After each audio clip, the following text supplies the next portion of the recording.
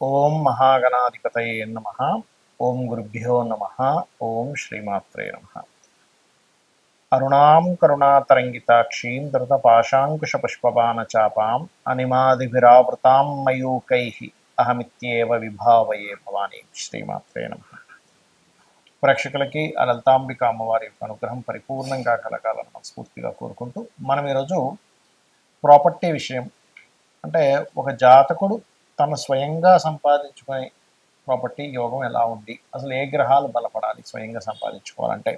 ఇక రెండవది ఏంటంటే తండ్రి ద్వారా వస్తుంది ఒక్కోసారి, అంటే తండ్రి యొక్క ఆస్తి జీవుడికి వస్తే మంచిదా, అసలు తీసుకుంటే మంచిదా కాదా, అసలు వస్తుందా లేదా అనేటువంటిది. కొన్నిసార్లు తాతగారిది, మరి కొన్నిసార్లు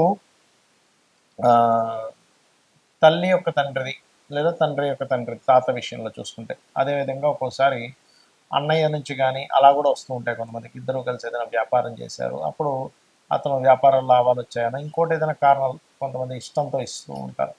అలాగా సిబ్లింగ్ యొక్క ప్రాపర్టీ వచ్చే యోగం ఉందా లేదా అనేటువంటిది కూడా ఉంటుంది మన జన్మజాతకంలో. అదేవిధంగా పిల్లనిచ్చినటువంటి మామయ్యది, లేదా ఒక్కొక్కసారి అమ్మాయికే మామయ్య ఆస్తి వచ్చే ఛాన్సెస్ ఉంటాయి. ఆ రకంగా ఎలా ఉంది. అదేవిధంగా గవర్నమెంట్ లీజ్ ద్వారా వస్తాయి కొన్నిసార్లు. 99 ఇయర్స్కి లీజ్ వచ్చిందండి ప్రాపర్టీ అంటుంటారు. అవన్నీ కూడా అసలు ఎలా చూడాలి జన్మజాతకంలో. ఇవి ఎందుకు చూడాలి అంటే, ఒక్కొక్కసారి ఆ ప్రాపర్టీస్ తీసుకోవడం వల్ల ఇబ్బంది ఉంటుంది, కొన్నిసార్లు ఆ ప్రాపర్టీస్ వల్ల వాళ్ళకి ఎదుగుదల ఉంటుంది. దానికి ధనభావం పడితే అద్భుతమైనటువంటి ఎదుగుదల ఉంటుంది, దానికి షష్టాష్టకాలు ఈ రకమైనటువంటి కాంబినేషన్స్ పడితే ఇబ్బందులు ఉంటాయి. ఒక్కొక్క లగ్నానికి ఆ లగ్నరీత్యా వాళ్ళకి ఏ అధిపతి అవుతాడు, దాని పరంగా వాళ్ళు ఎలా చూసుకోవాలి, ఉందా లేదా అని ఎలా కనుక్కోవాలి అనేటువంటి విషయాలు చెప్తుంది నేనైనప్పటికీ కూడా చెప్పిస్తుంది సాక్షాత్ లలిత అమ్మవారిగా భావిస్తూ ఒక్కొక్క లగ్నం గురించి మనం తెలుసుకుందాం. మకర లగ్నము, మకర రాశి. మకరం వారికి పట్టుదల అధికంగా ఉంటుంది. అయితే ఇక్కడ ప్రాపర్టీ విషయంగా చూసుకుంటే వీళ్ళ పూర్వజన్మ కర్మని రూల్ చేసే గ్రహం ప్రాపర్టీ కారకుడండి.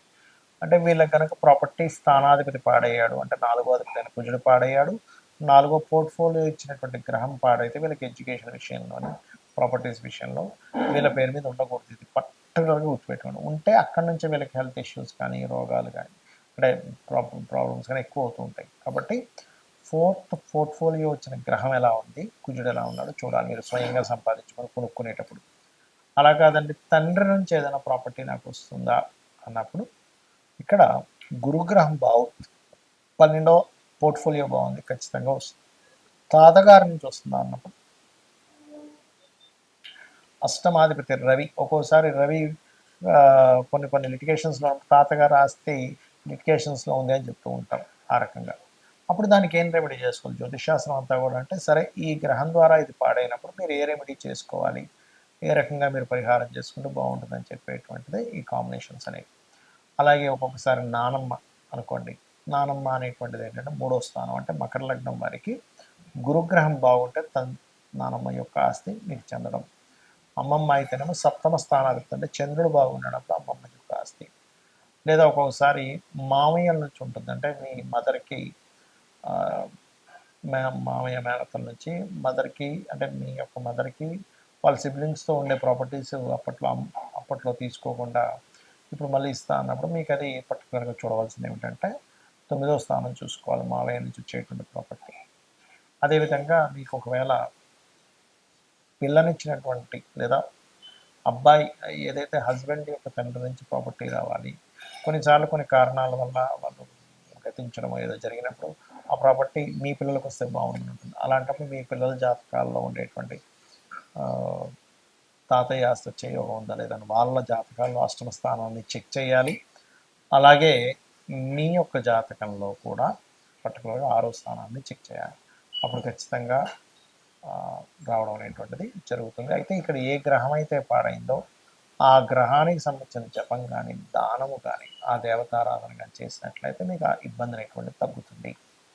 ఈ ప్రాపర్టీ విషయంలో సొంతంగా కొనుక్కోవడం ఒక ఎత్తు, మీ బంధువర్గం నుంచి రావడం అంటే తాత, తండ్రి, మామయ్య, అన్నదమ్ములు, గవర్నమెంట్ నుంచి రావడం ఒక ఎత్తు. అయితే ఎప్పుడు కొనుక్కోవాలి, ఇది చాలా ముఖ్యమైనటువంటి విషయం. ఎప్పుడైనా ఏదైనా ప్రాపర్టీ కొనుక్కోవాలన్నప్పుడు ఎప్పుడు కొనుక్కోవాలి అంటే, మీ జన్మజాతకంలో సొంతంగా కొనుక్కునేటప్పుడు 4వ స్థానం గుర్తుపెట్టుకోండి.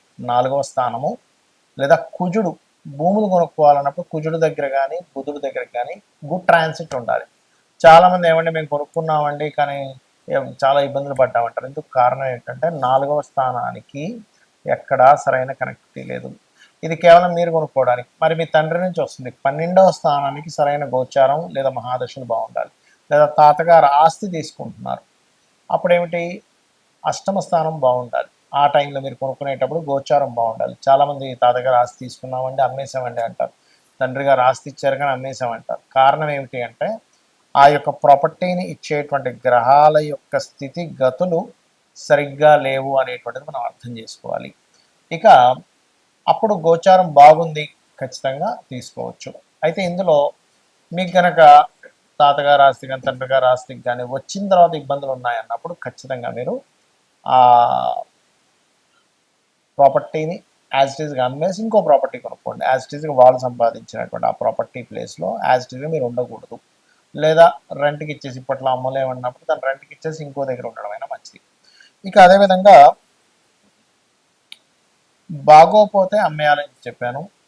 మరొక విషయం ఏంటంటే ఇక్కడ మరి ఎప్పుడు కొనకూడదు అంటే కేతు సంబంధం లేదా పాపగ్రహం గనక నేను ఇంతకుముందు నేను చెప్పినటువంటి భావములు అంటే ఏ ఏ కాంబినేషన్స్ వల్ల ఎవరి నుంచి ప్రాపర్టీ వస్తుంది లేదా సొంతంగా కొనుక్కుంటారని చెప్పని అక్కడ గనక పాపగ్రహ సంబంధాలున్న ముఖ్యంగా కేతు సంబంధం కనుక వస్తే ఆ టైంలో మీరు కొనడం కానీ ఇంకా ఎందుకంటే ఆ టైంలో అమ్మే టైం నడుస్తుంటుంది. మీకు కొంతమంది ఈ ప్రాపర్టీ అమ్ముదాం అనుకుంటారు, కేతు సంబంధం వచ్చినప్పుడు ఖచ్చితంగా అమ్మేస్తారు. కేతుతో పాటు గురు సంబంధం కూడా వస్తే మంచి రేటుకి అమ్ముతారు. ఇట్లా ఉంటుందన్నమాట. అలాగే సిమ్టమ్స్ ఏమిటి, మీరు అనిపించవచ్చు ఏమిటి నాకు ఈ ప్రాపర్టీ పనికి వస్తుందని నాకు ఎట్లా అర్థం అవ్వాలి. ఎలా అంటే ఇప్పుడు మనం ఒక ప్రాపర్టీ కొనేటప్పుడు కూడా మనకు తెలుస్తుందండి. ఆ ప్రాపర్టీ దగ్గర కొనడానికి వెళ్ళినప్పుడు ఏవో మనకు తెలియకుండా కొన్ని నెగటివ్ అంటే ఏదో గొడవ జరగడం అనో లేకపోతే అక్కడికి వెళ్ళేటప్పుడు సంథింగ్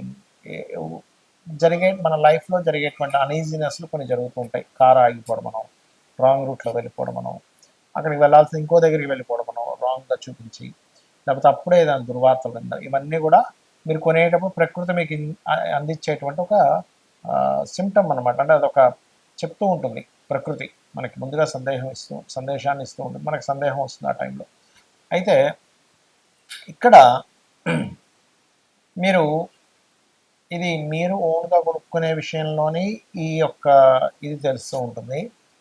లేదా ఆ పలానా తాతగారో మామయ్యో అమ్మమ్మో నానమ్మో సిబ్లింగ్ సంబంధించిన ఇంట్లోకి వెళ్ళినప్పటి నుంచి మీకు బాగోలేదు అంటే మీరు అర్థం చేసుకోవాల్సింది ఇక్కడ 2 విషయాలు చూసుకోవాలి. ఒకటి, మీకు మహాదశ అంతర్దశలు ఏమైనా ఇబ్బందినిచ్చేటువంటిది ఉందా, అది ముందుగా చెక్ చేసుకోవాలి మీరు. ఇక రెండవ విషయం ఏంటంటే ఆ ఇంట్లో వాస్తు దోషం ఉండడం వల్ల వచ్చిందా. ఒక్కొక్కసారి మీకు అది కలిసి వచ్చే మీకు తండ్రి వల్ల తాత వల్ల యోగం ఉన్నప్పటికీ వాస్తు దోషం వల్ల మీకు మహాదశ అంతర్దశల్లో బాగోపోవడం వల్ల వస్తుంది. అంతేగాని ప్రతిసారి తండ్రి ప్రాపర్టీ తాత ప్రాపర్టీ కలిసి రాకపోవడం ఉండదు. అవి చెక్ చేసుకుని అవి కూడా బాగున్నా సరే బాగోలేదంటే మీకు ఎక్కడో ఇబ్బంది ఉందని అర్థం. కొంతమందికి జాతకాలు ఉండవు, జాతకాలు లేనప్పుడు వీలైనంత మటుకు అక్కడికి వెళ్ళినప్పటి నుంచి ఇబ్బంది వస్తుంది అన్నప్పుడు దాన్ని రెంట్కి ఇచ్చి ఇంకో దగ్గరికి వెళ్ళడం మంచిది, లేదా అమ్మేసి ఇంకోటి కొనుక్కోవడం మంచిది. ఇక ప్రాపర్టీ పరంగా ఇలా ఉందండి, మేము ఏం చేయాలి, ఇప్పుడు సొంతంగా ప్రాపర్టీ కొనుక్కోవాలన్నా లేకపోతే ఎవరైనా సరే ఏదైనా ప్రాపర్టీ పొందాలన్నా ముఖ్యంగా గురు కుజ గ్రహాల దగ్గర దీపారాధన చేస్తూ ఉంటే తొందరగా ప్రాపర్టీ యోగం వస్తుంది ఒకటి. రెండవది మణిద్వీప వర్ణన ఖచ్చితంగా ప్రాపర్టీ యోగాన్ని ఏదైనా గృహం కొనుక్కోవాలనే యోగాన్ని కలిగిస్తుంది. సరే ఇవి ఓకే, ఒక ప్రాపర్టీ కొన్నాము అది కబ్జాలోకి వెళ్ళిపోయింది, లేకపోతే లిటిగేషన్స్ ఏర్పడ్డాయి, గొడవలు నడుస్తున్నాయి, ధర్మబద్ధంగా మీరు ఉన్నారు, అయినా సరే ఆ యొక్క ఆస్తికి సంబంధించింది మీకు ఎంతో పోరాడుతున్నారు రావట్లేదు. అలాంటప్పుడు వారాహి అమ్మవారి యొక్క అష్టోత్తరము, వరాహస్వామిని పూజించడము ఇవి చేయాలి. మీకు ఈ రకంగా కనుక మీరు చేసినట్లయితే మీకు ఖచ్చితంగా రావాల్సిన ప్రాపర్టీ రావడము, అదేవిధంగా ప్రాపర్టీలో ఏదైనా ఇబ్బందులు ఉన్నా సరే తొలగిపోవడం అనేటువంటిది జరుగుతుంది. కాకపోతే ఇది ఎన్ని రోజులు చేయాలి అంటే మీకు ప్రాపర్టీ క్లియర్ అయ్యే వరకు ఈ అష్టోత్తరాలు చదువుకోవడం చేయండి. కొనుక్కోవాలన్నా కూడా ఏదైనా ప్రాపర్టీ కొనుక్కోవాలన్నా కూడా ఇందాక నేను చెప్పినట్టుగా గురు కుజ గ్రహాల దగ్గర దీపారాధన రెగ్యులర్గా చేయండి, మంగళవారము బుధవారం ఇలా చేసినట్లయితే ఖచ్చితంగా మీకు రావాల్సిన ప్రాపర్టీ వస్తుంది. శ్రీమాత్రే నమః.